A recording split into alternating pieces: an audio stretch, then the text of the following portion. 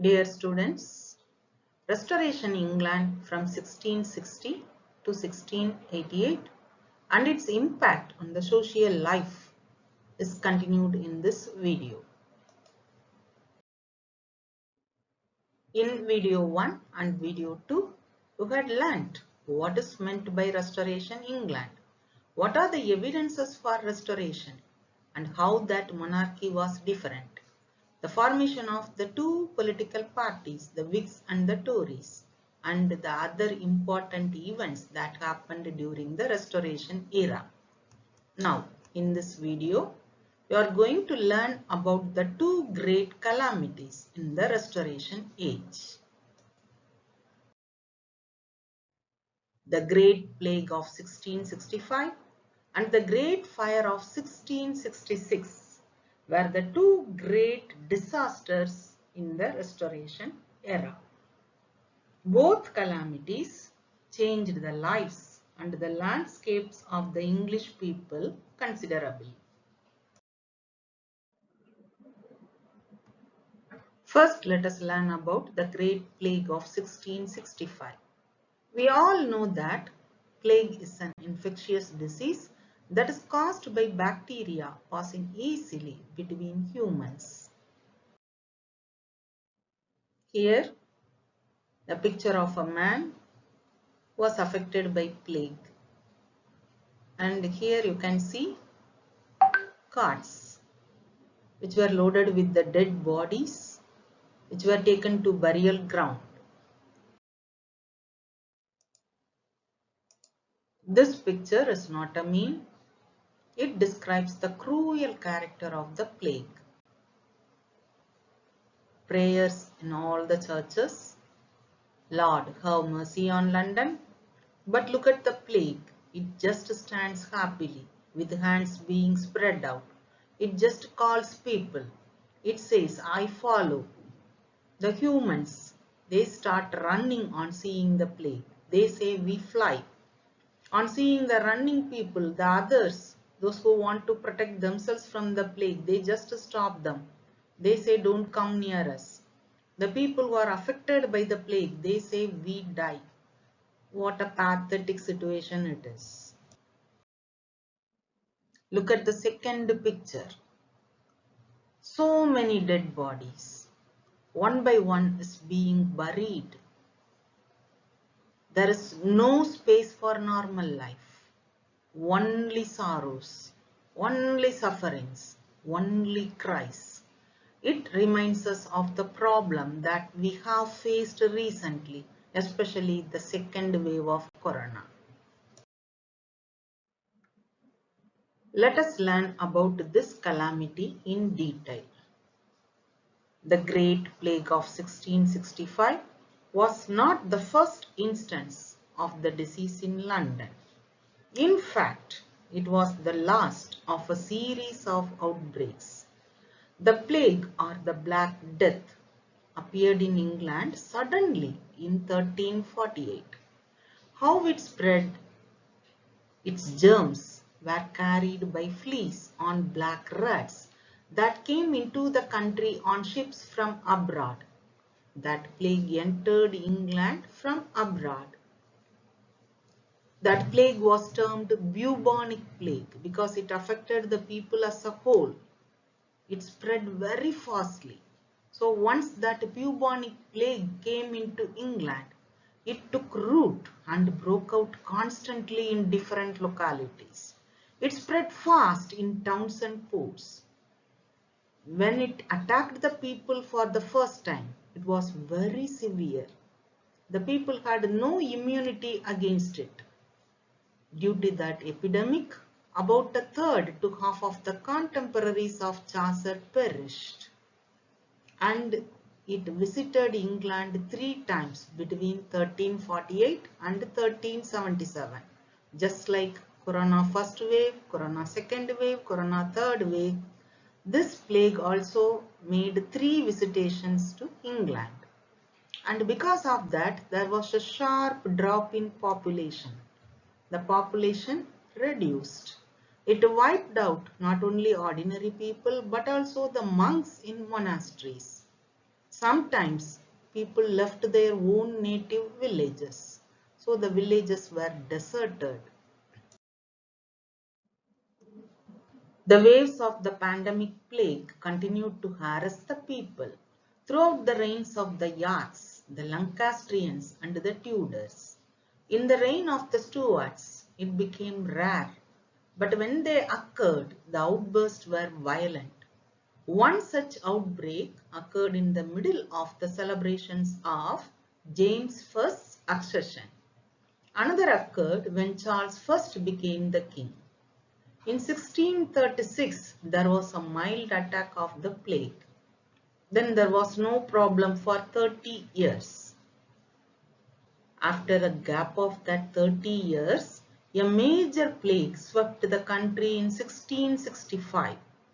In the spring of that 1665, the plague appeared in London, destroying about 68,000 people, and it subsided in 1666. This pandemic made many people left London. Several houses were closed.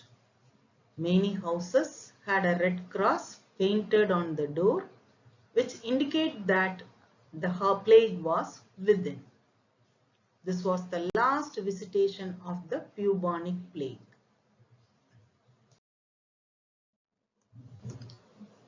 There is an association of this great plague of 1665 with the meaning and origin of a nursery rhyme.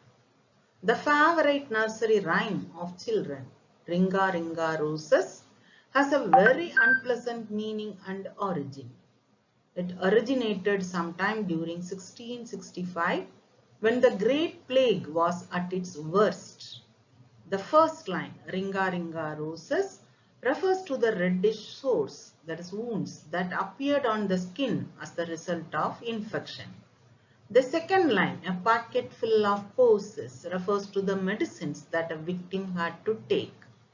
The third line is a reference to the chills and colds which usually accompanied the disease.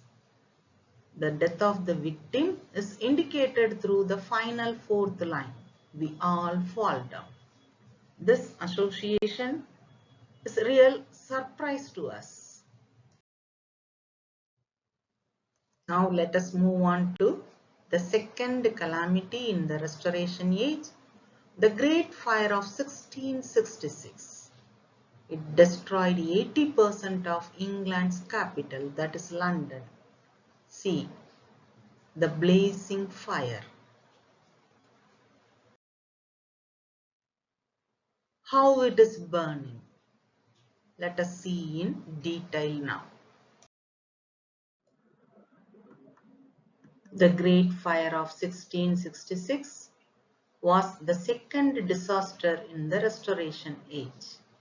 The summer of 1666 had been very dry, so the Great Fire raged for 5 days from 2nd September to 7th September 1666. It destroyed almost half of London. The Great Fire began in Pudding Lane. The first district to be destroyed was Lower Thames Street, because the houses there were made chiefly of timber and plaster. It spread very fastly. No one made an effort to stop the fire, as each person was more preoccupied with removing his own goods to a safer place. So, it destroyed the heart of the city from the Tower to the Fleet Street. Westminster, the West End, and the slums of Whitechapel and Stepney were untouched. These slums might have been more contented if they had been destroyed in the fire, because the terrible housing conditions there remained unchanged for centuries. But they were not touched by the fire. St. Paul's and 88 other churches were destroyed. 400 streets and 13,200 houses were destroyed. The people had no other option except to rebuild the city again brick by brick. What a great task! But the English people, the people who survived, crossed this problem.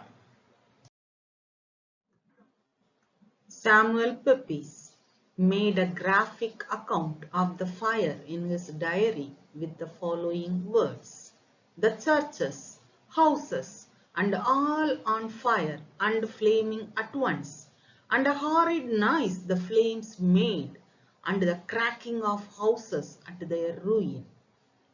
Though the great fire is a calamity, it's also a blessing in disguise. How? We'll see now. The Great Fire wiped out the terrible plague forever from London. It also gave the people an excellent opportunity to rebuild London. Christopher Wren, the architect, was just rising in popularity. He rebuilt St. Paul's Cathedral in the Renaissance style.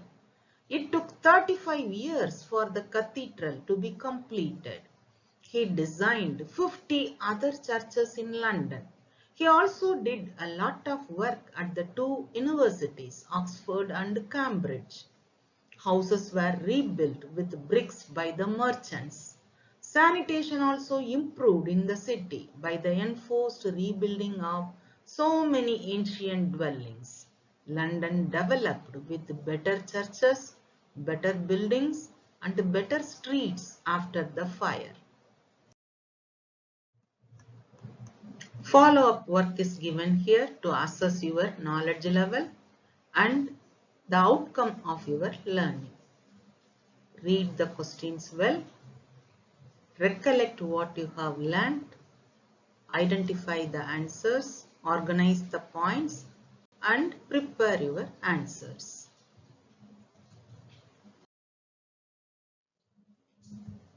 These are the references I made, especially with regard to images.